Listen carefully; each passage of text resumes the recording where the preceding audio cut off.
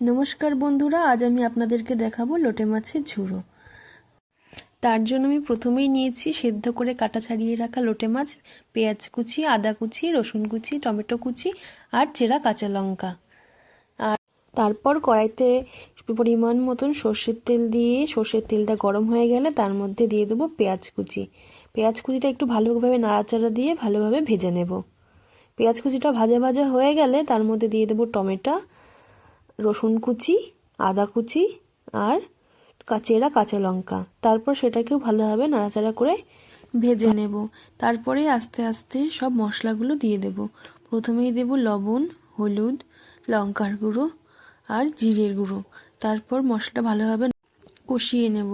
তারপর মশলাটা ভালোভাবে কষানো হয়ে গেলে লোটে মাছটা দিয়ে দেব। আর আমি কিন্তু বলে রাখছি, এটা আমার প্রথম ভিডিওটা যদি ভালো লেগে থাকে অবশ্যই আমাকে সাপোর্ট করবে আর লাইক, কমেন্ট, সাবস্ক্রাইব করে আমার পাশে থাকবে। কমেন্টে কিন্তু অবশ্যই জানাবে যে ভিডিওটা কেমন হয়েছে। এবার লোটে মাছটা দেওয়া হয়ে গেছে। লোটে মাছটা এবার ভালোভাবে ভাজা ভাজা করে নেব।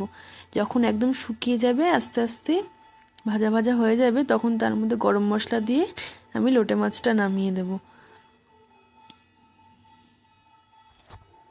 নাও তৈরি হয়ে গেছে আমাদের লোটে মাছের ঝুড়ো।